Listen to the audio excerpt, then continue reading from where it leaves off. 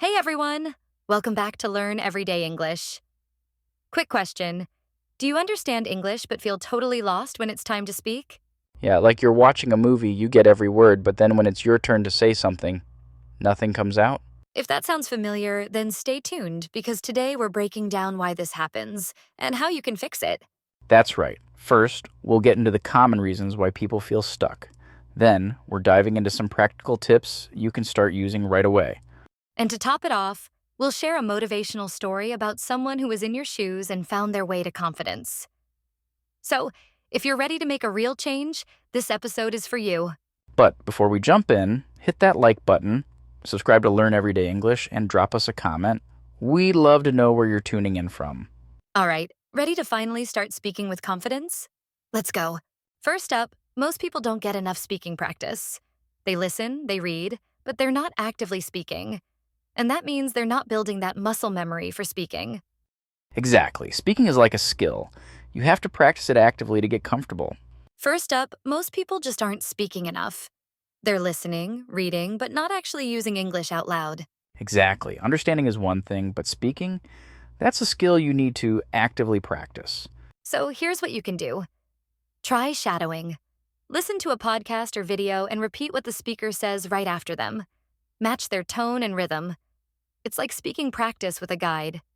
Shadowing really helps you get comfortable with the sounds and flow of English. Plus, it's great practice for your speaking muscles.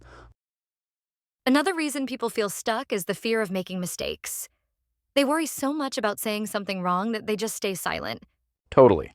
But mistakes are actually how you learn, they're part of the process. Here's a tip to help with that fear. Take 5 minutes a day to talk about anything in English. No script, no worrying about grammar. Just talk about your day, something you watched, whatever's on your mind. And it's only 5 minutes, so it's easy to do. Over time, it helps you get used to speaking without overthinking. Another reason people struggle is they don't get enough real conversations. It's hard to feel natural if you're not actually talking with someone. That's true. Speaking alone is helpful, but back and forth with someone makes a big difference.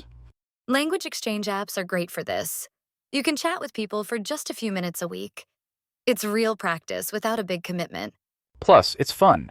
You're practicing and making new connections. A lot of people also get used to only listening passively. They understand a lot but aren't actively speaking back. Exactly. To be an active speaker, you have to break that habit. Flashcards with speaking prompts can help. Write simple questions like, "What's your favorite food?" or "Describe your last holiday." Then pick a card and answer out loud. It's easy, but it gets you talking. Yeah, it's a clever way to start speaking about everyday topics.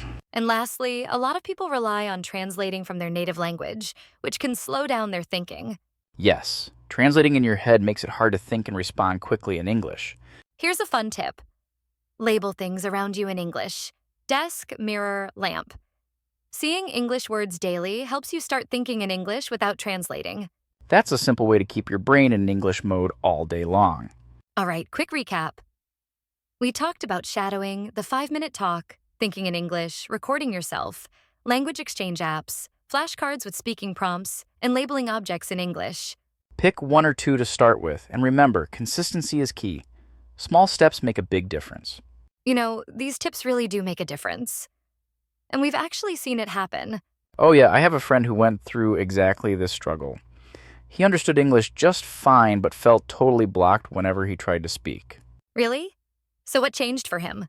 Well, he was feeling super frustrated and almost ready to give up. But then he decided to try a few small steps, just like the ones we talked about today. Which ones did he start with? He started with shadowing.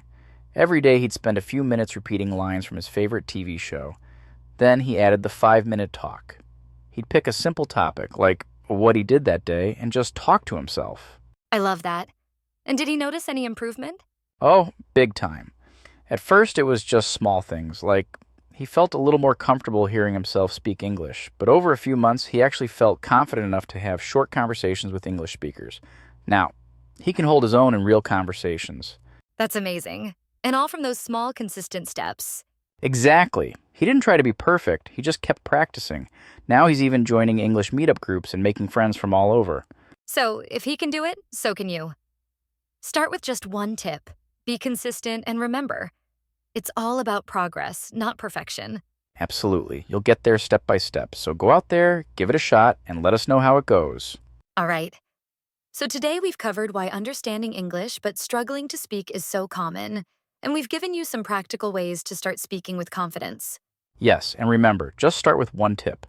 Whether it's shadowing, the 5-minute talk, or recording yourself, small steps add up.